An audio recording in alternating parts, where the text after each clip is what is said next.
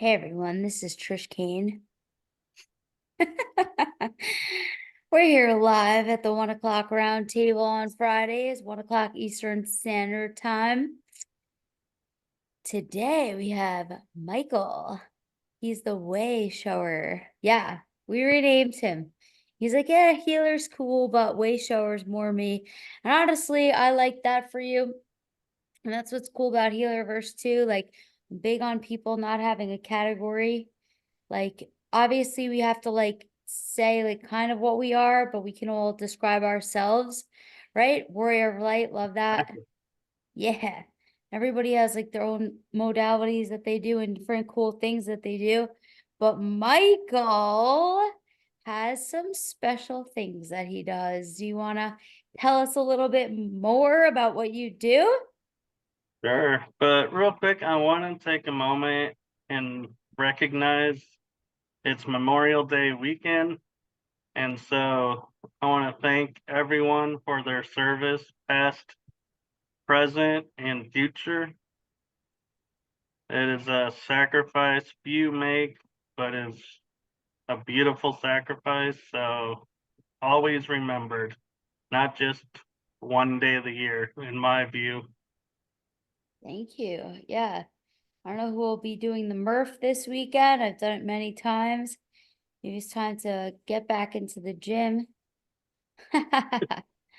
Amazing. So thank you for that. Yeah, And you're in Texas.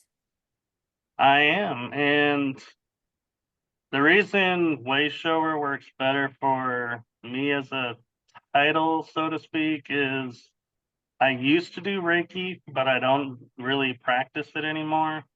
And I'm more in the paranormal field where I do investigations of locations.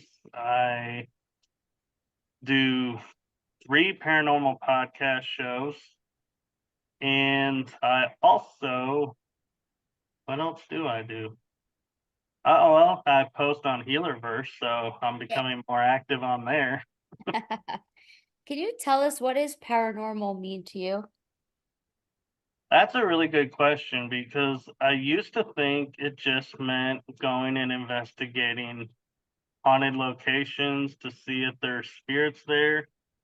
And I was writing an article for an online newsletter, and I got drawn into, because it was a metaphysical type newsletter, saying, my first newsletter was growing up in a metaphysical world into the paranormal. And then I realized, well, what does paranormal mean? Because it seems to be different for everyone. So when I looked it up, its actual definition simplified down becomes anything out of the ordinary, basically unexplained. Okay. So then I was like, oh, well, by that definition, I can go investigate triangles, portals, stargates, UFOs, cryptids, all types of fun stuff and dimensions, alien beings. So it really opened the door, and I use my shows to kind of try and be a bridge to bring people's awareness into those topics. Thank you for your service. Seriously, like this is huge, right? Because I think too, it's kind of like the word uh like cult. Cult, if you Google it, it's not a bit, it's not like a negative connotation, but people use it in like a negative way, right? All Right. cult is a group of people collaborating to do something together. It's not necessarily negative, right? Paranormal kind of has maybe some kind of like a, "Ooh, what is that? I don't know. I don't want to talk about that feeling to it, right? But the way you just explained it, yeah, maybe people wouldn't want to talk about that either. But actually, we like talking about this. Everybody here, I think, understands, has been there, probably has some of the same superpowers that you have. And so, do you think that everybody can experience the things that you can experience? Or do you believe that it's just the people that believe, or how do you get to that point? Or does it just happen? So an easy way to approach that would be is, and I would say, if everybody was on pictures, I would just say simply go, how many people by a show of hands have ever felt like a loved one nearby or had an experience where they thought they saw something out of the corner of their eye? Or even better is felt like being watched. Those are paranormal experiences. We Cool. also, I found, can call them metaphysical spiritual experiences. It's the same thing. And Right. so when I approach people who may be afraid of, like you were saying, the connotation of paranormal, I approach them by asking, like, have you ever had an experience you couldn't explain? And of course, everyone can say yes. And I'm like, then you've had a paranormal experience. You and the only difference is investigating the paranormal instead of saying, yes, I had that experience, don't want to have it again, walking away from it. But we do the opposite. We go and try to get it to happen again, try to document it, try to, see what all we're experiencing, why we're experiencing it.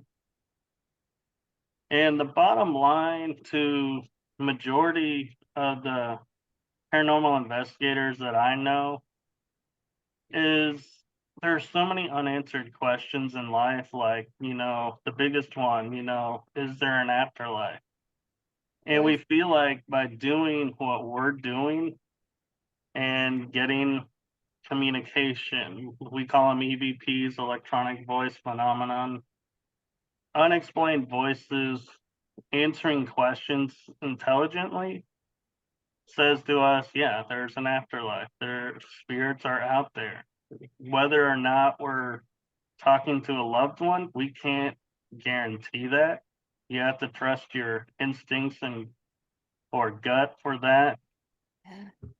But one beautiful experience I had that really solidified it for me was, so my father passed away in June last year. Well, that was on a Wednesday, like towards midnight in the wee hours. It just became Wednesday. And that Friday, I was watching a friend's investigation over the phone because we do that sometimes. And I was interacting with one of the spirits there and amazed that he would respond over phone because, I'm not there physically. And so it was that got my attention. But then after it got around 1 o'clock, I was like, hey, I'm gonna try and get some sleep. It's been a rough day.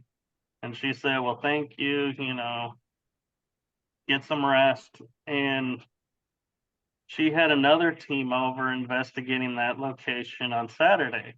Well, Sunday, I say to her, hey, how did your weekend go? And she goes, well, there was this strange thing that happened. And I said, what? She goes, we had a name come up and it said its name 3 times and it mentioned food. And it was one particular piece of food. And I wrote her back and I said, OMG. And she goes, what? I said, I can take both of those. That was my dad. Wow. And he, and this was in another town. Yep. So, and she had never met my dad. So to have the name was like, hey, there's no way she would know my dad's name and his favorite food. There's no way she would know that because, Right. Of course. and so to me, it was like in that moment, I realized there is an afterlife because I can't explain it. There's Yeah. no way that event was possible without it being my dad. Thank you so much for sharing that story, and sentimentally so too, right? Because that is a super sentimental and beautiful story and special too, right? Right. So prior to this story, did you have similar experiences? Like you said, you were contacting people, and that's one question. And then also, I'll ask the next question after, but did you have previous experiences like this, or was that really the aha moment? So for me, with dealing with the afterlife, that was the aha moment of validating my feelings of there is an afterlife and what it's like. Mhm. And before that, I would talk with spirits and have, and I know this is going to sound hilarious to some, but I had just started getting cat balls becoming a favorite piece of equipment for me to use because so if you don't have a cat, you turn them on and they have rainbow lights in them, but they're only activated when you move it. So when you Mm, put it on a floor that's like a slab floor, so it's not moving with footsteps, or you put it like locked into a corner of like a puzzle where you can't move it and it starts going off, it's like, okay, something's here. Something just touched that. No one's around it. Why yeah. is it going off? And so it's moments like that where it's like, wow, there is energy moving, there are spirits here. But for me, one of the moments that was kind of like we like to say that, oh my God, I went into euphoric like overload was I have always had friends get these EVPs. Never really got any. What's an And EVP? EVP is an electronic voice phenomenon. So what it Okay. is say you're walking through a room and you're recording a conversation with yourself, basically. You're asking questions like I can say, is anybody here with me?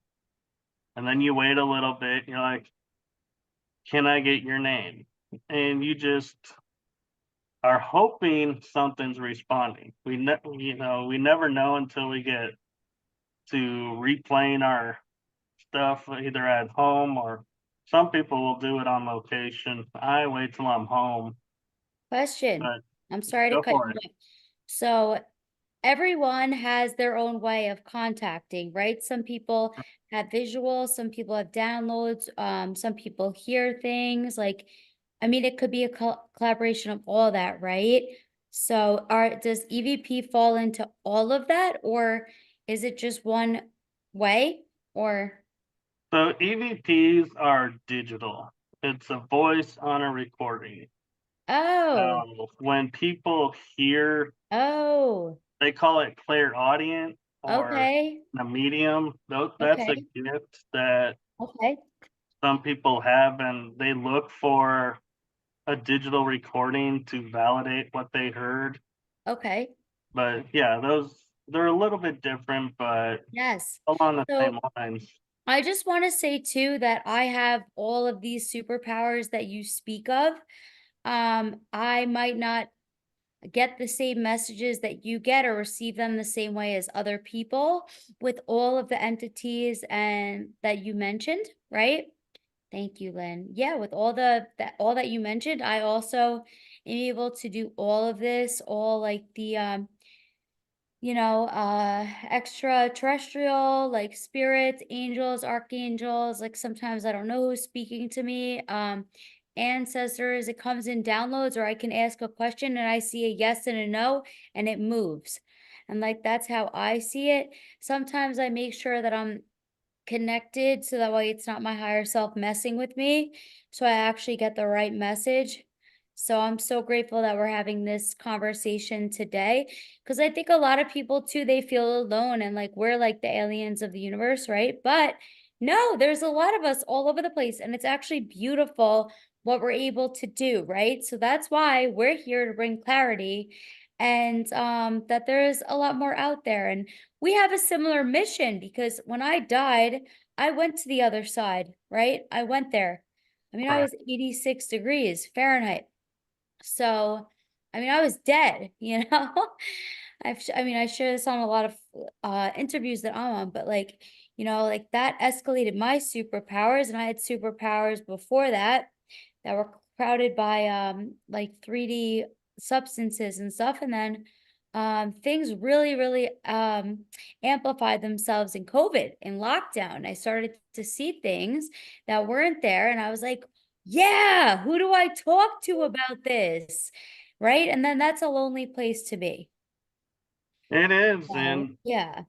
I find that it's up to the spirits how or the energies how they want to communicate. I've been on before I started paranormal investigating, I had paranormal experiences, and they would be clairaudient, some of them, and some of them were just something I seen but I couldn't explain.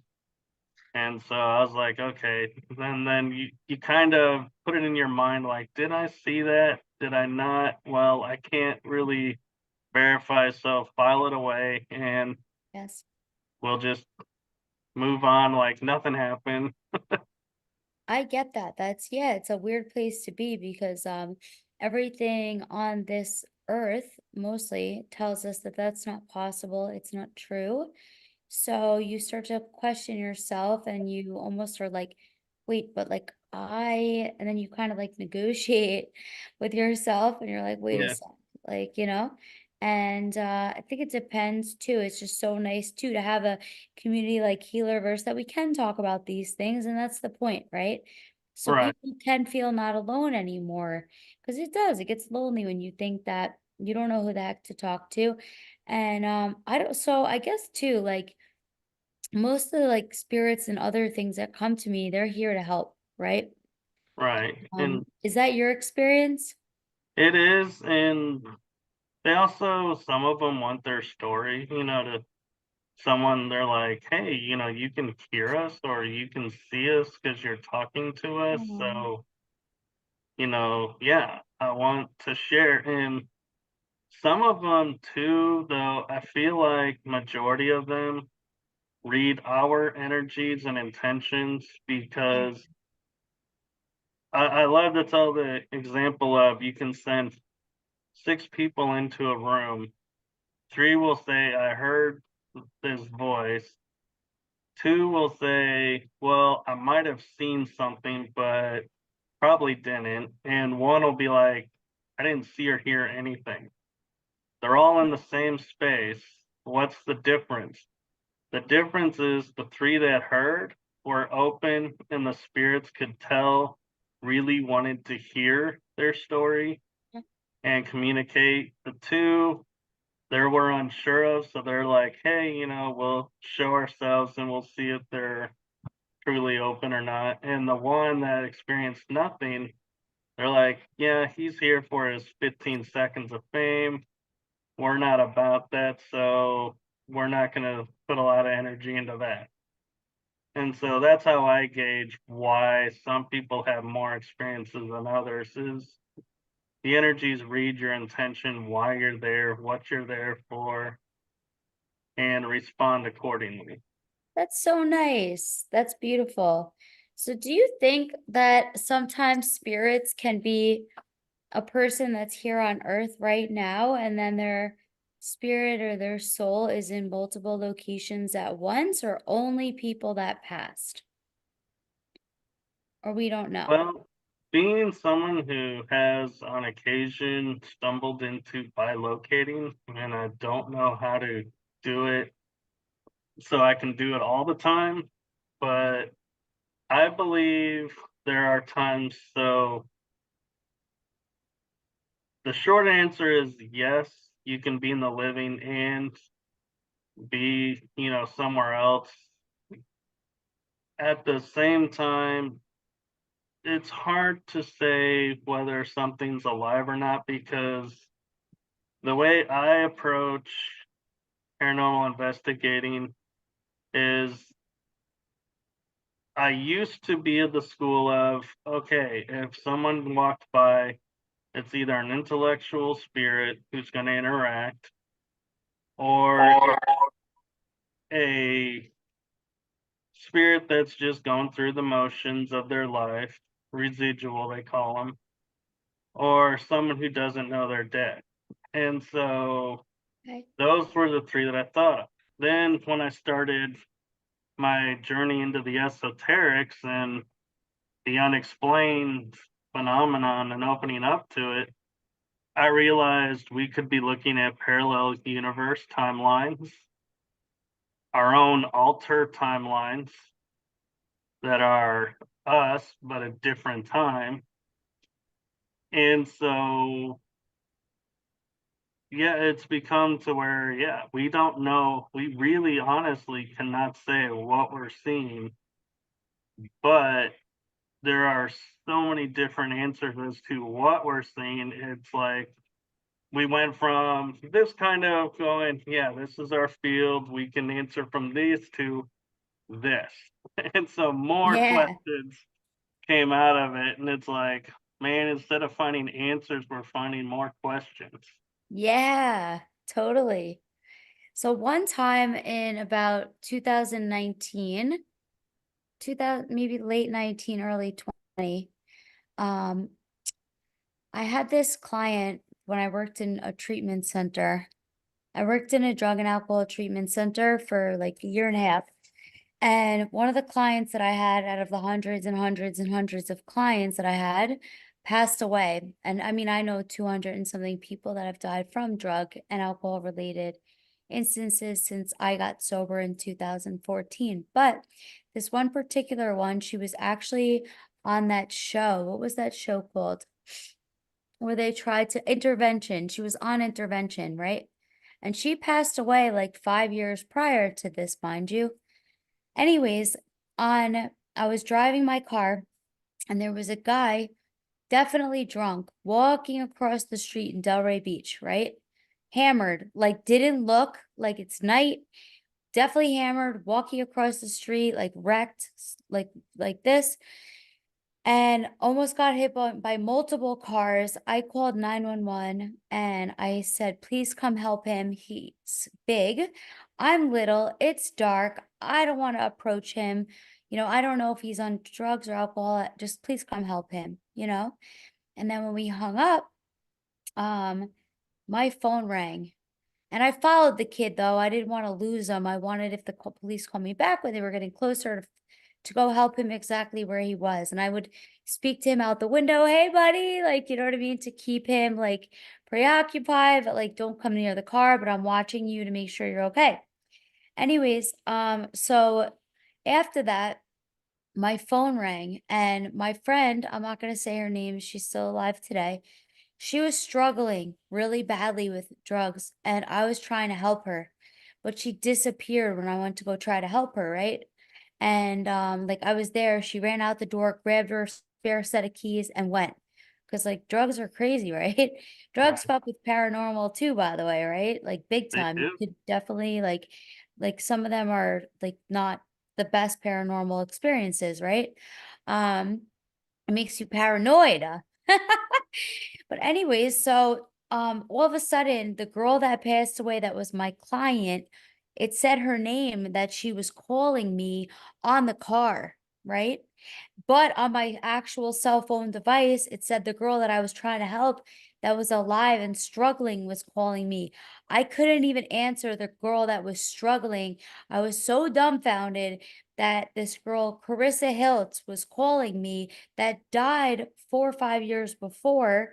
I was like, what? Like, and I knew, you know who that is?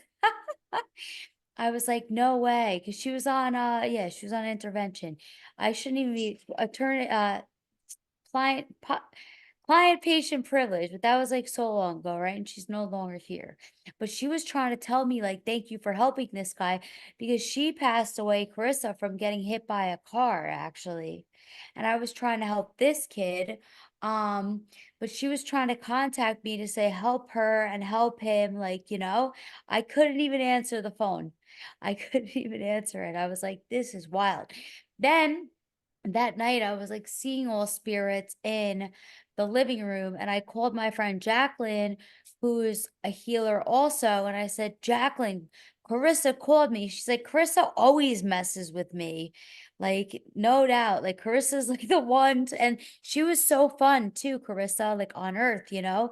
She was so funny. She was like completely wild and reckless and like almost like aggressive, but to me she was kind and sweet. So I think, like, you know what I mean? She was just getting in contact with me, but that's one of the many experiences that I've had. But I mean, that was in my face. That was in my face. Just the thing we have to realize is because the physicality is no longer there, Mm, doesn't mean they cease to help and cease yeah. to interact. Yep. Yeah. That was probably like my favorite experience. I couldn't even take it. I was like, no.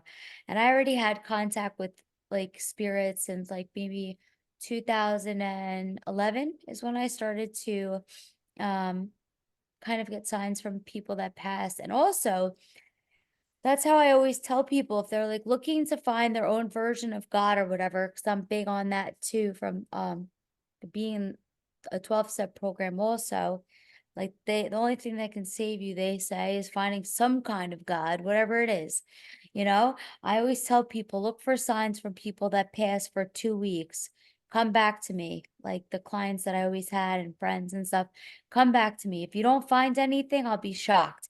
It's usually 2 days later, 3 days later, Trish, Trish, Trish.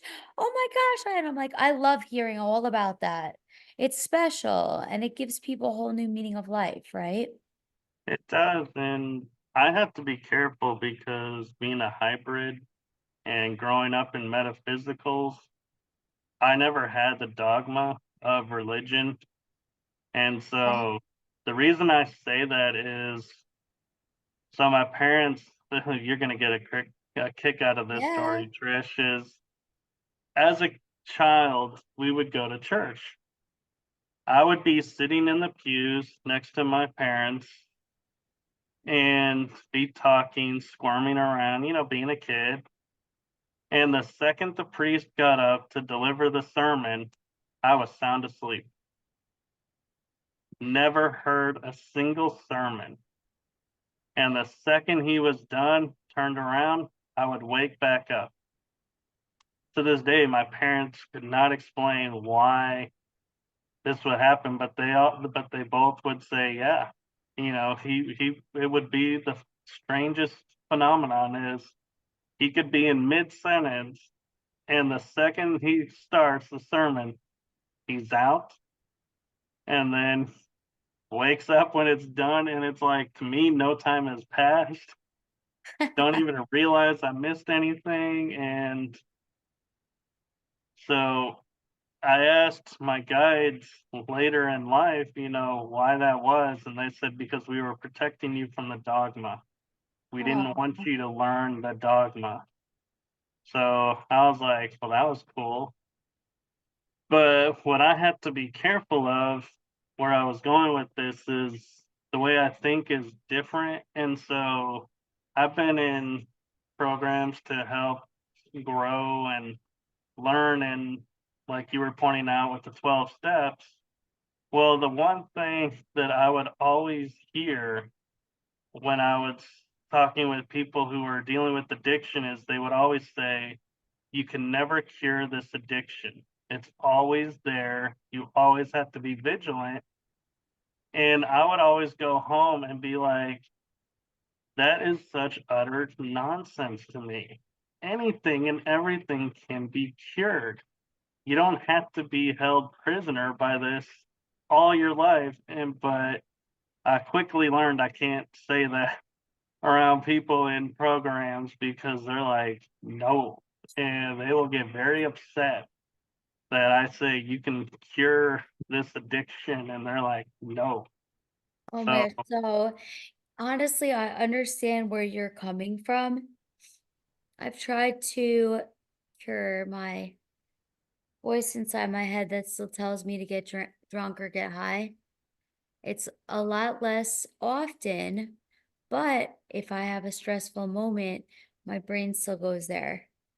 And that's what's abnormal, right? After I died from a drug overdose, died, my brain will still be like, go get fucked up, you know?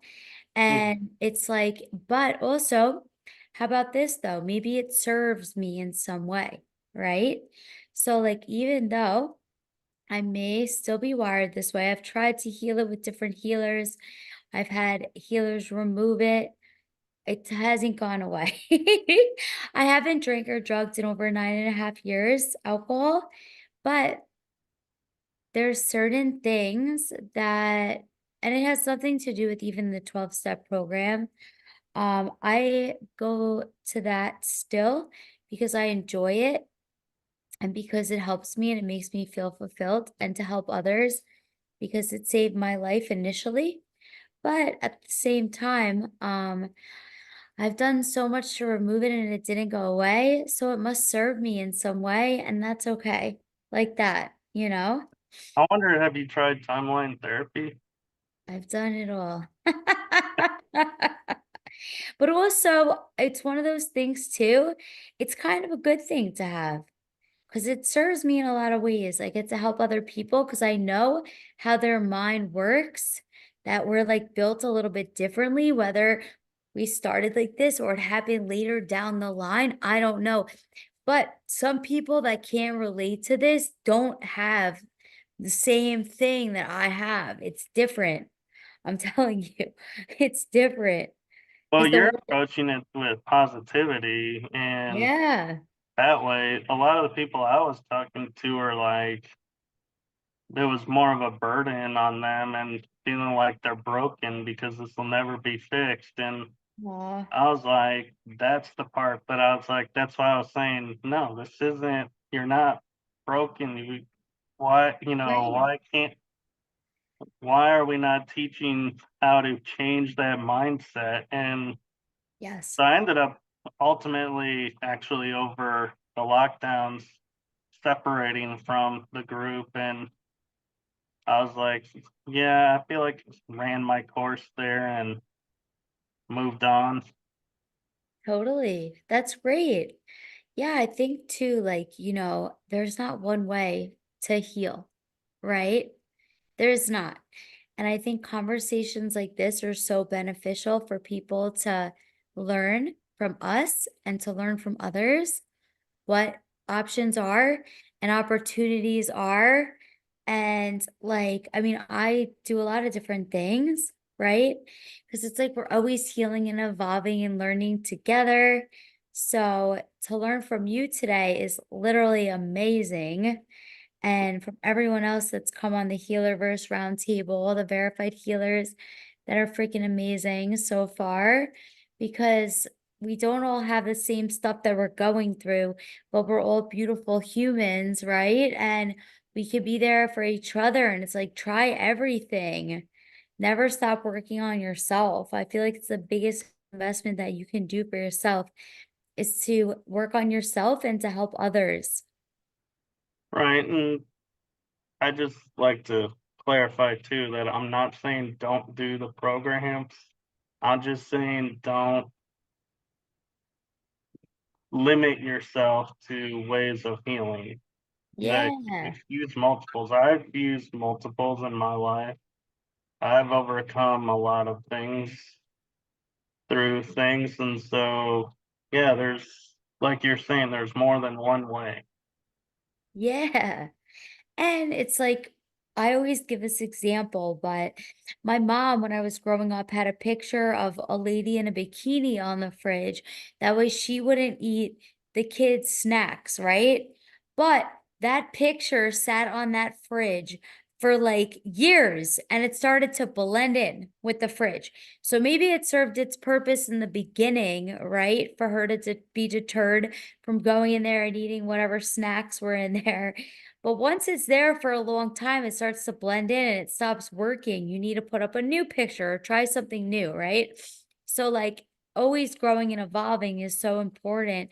And it's really how we're meant to be. We're designed to keep growing and evolving and learning. Like, they always say, what would you tell? I mean, I don't know how old you are, Michael, but I'm 39. Like, what would you tell your 19-year-old self? You know, it's like if I knew then what I know now, but like we're supposed to be on a journey. We're human. Yeah, that was my favorite metaphysical term that stuck with me Which, and helped me was we are all spiritual beings here having a human experience. fact. Yeah, And so it's like, and the part of that that people forget was it was an ancient philosopher, I want to say Aristotle, maybe, or Socrates, one of them. Don't quote me on that, but the name, but said to err is to be human, meaning, humans make mistakes. That's fine.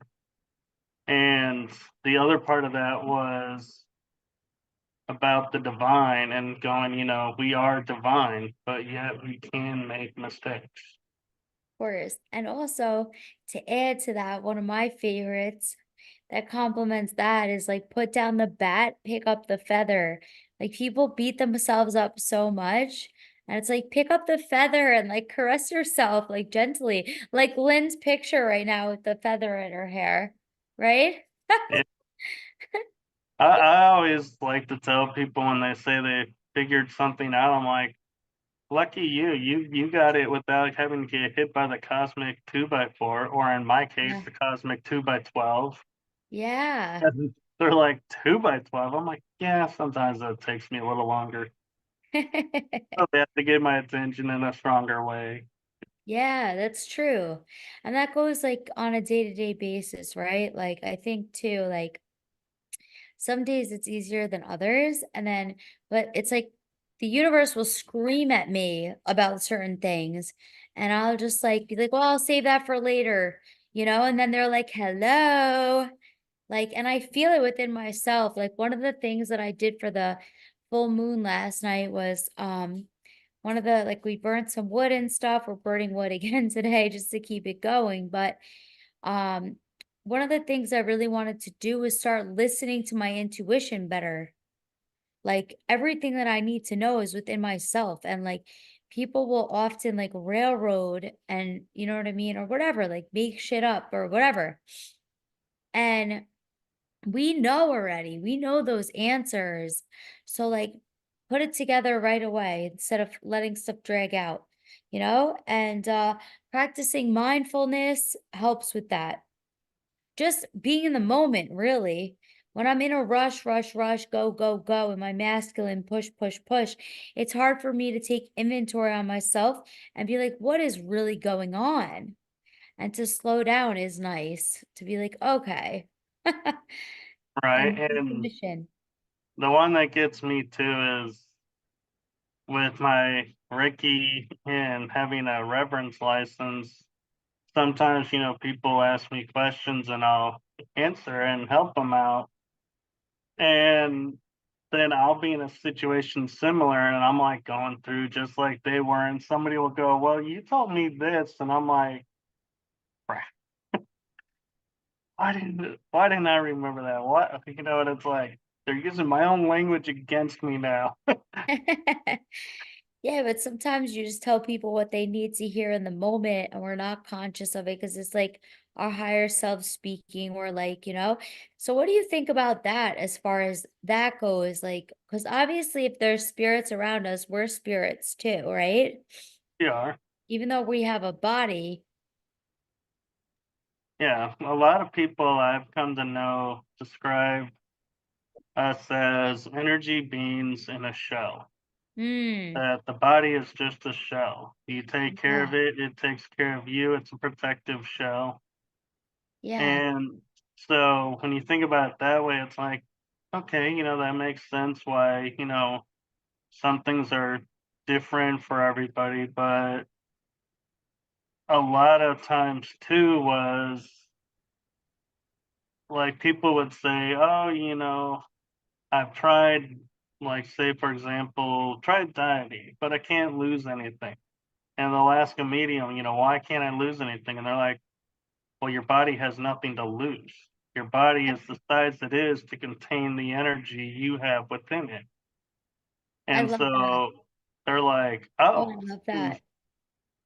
So it's like, yeah, Love I that. mean, when we look at, stereotypes, we have been programmed to believe, and I'm probably going to get hit for this, but programmed to believe that the models in the magazine that have been photoshopped, airbrushed, are the norm.